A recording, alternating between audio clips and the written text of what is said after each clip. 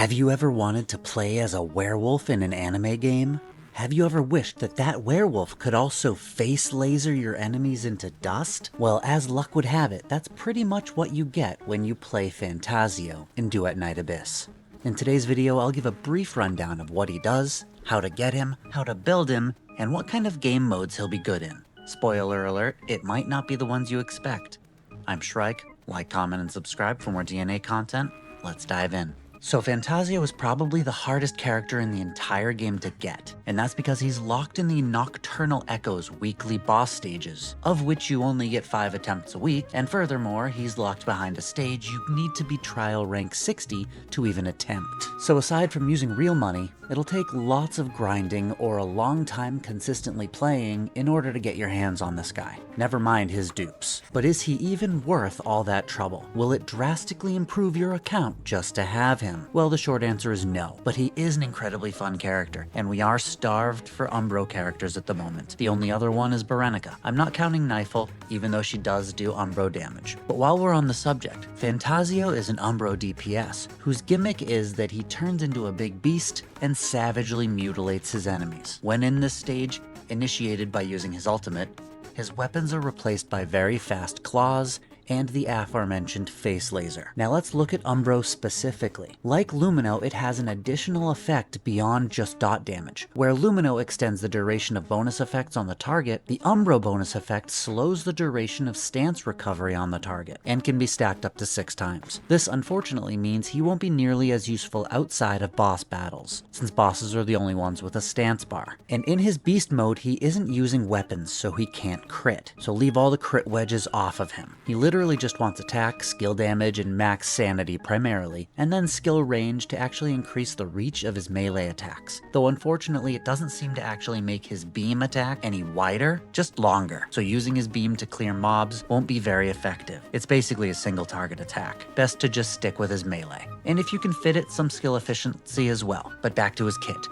All of his skills do something else when he's not in beast form, but those aren't important. His skill 1, while he's beasted out, is going to dash him forward and a little into the air, as well as make him immune to hit stun and increase his skill range. This can be used multiple times in a row to sort of fly, but it uses sanity, so use that sparingly. The ideal use for his skill 1 is to preempt a slam attack. Phantasio uses slam attacks frequently, as they are very powerful, they're fast, easy to use after his dash already puts him into the air anyway, and most importantly, they activate a self buff that he has that scales off of his max sanity. Hitting with the 4th slash of his beast mode also triggers this, so use these periodically to keep his damage buff up. He also has a general passive that buffs his attack while in beast mode, and that buff also scales off his max sanity. The only other thing to really know about his kit is that he has kind of an internal sanity alternative that builds up as you fight, and when it's full, it starts draining that instead of his own sanity, which helps you stay in the beast mode longer,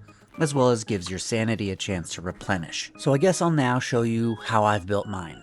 Just bear in mind he isn't finished yet. I still need to get my hands on a gold wings inspo, but I need to reach level 60 to access that. I'm almost there too. The basic idea for building Phantasio is to stack Blaze Morale and Scorch. The damage stats, including morale, will have him hitting like a truck, but you do need the sanity as well, because he uses a lot of it, and it does scale his damage, though it scales it less than attack and skill damage alone, so don't go overboard with max sanity. I'm only putting 1 wings inspo on him, and the rest will be damage. For his weapon, you want either skill damage or skill range. Personally, I was using the skill damage scythe for a while, but I'm trying the skill range double blades to see if that increases his potency, and the Destructo range weapon for a massive skill range increase too. Ideally, I would like to be able to clear the whole map with 1 swipe no matter where the enemy is. The wedges on here on the weapons don't matter much. Not many stats actually transfer over. I haven't noticed any attack speed working, or projectile speed having any effect on the beam, so just stack the basic wedges for damage and trigger probability. Avoid crit stats again. You want him always in beast mode, and he can't crit there. So you've built your Phantasio. You're ready to test him, but where to, and who to pair him with? Well, by now you know that skill damage is what he wants.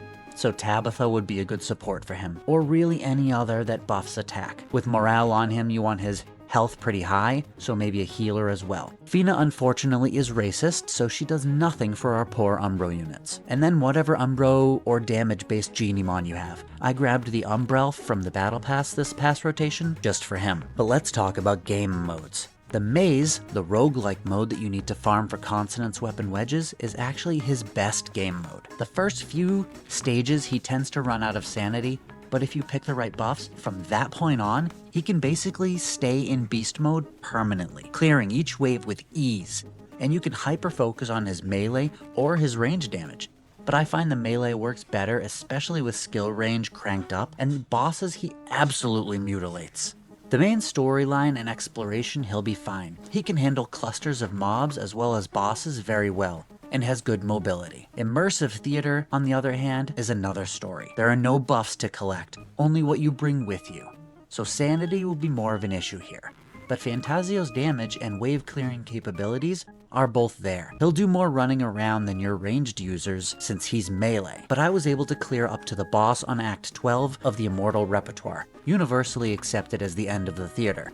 Beyond that is just gravy. However, I haven't been able to clear the boss yet due to sanity issues. With the lack of mobs to kill, he isn't gaining enough sanity to keep him in beast mode for very long. I need a bit more max sanity to finish him off, and I think the Gold Wings inspo could do that for me, but I might just sacrifice one of my other wedges temporarily for some max sanity just to get through that boss. The damage is there. Like I said, sanity is the only issue.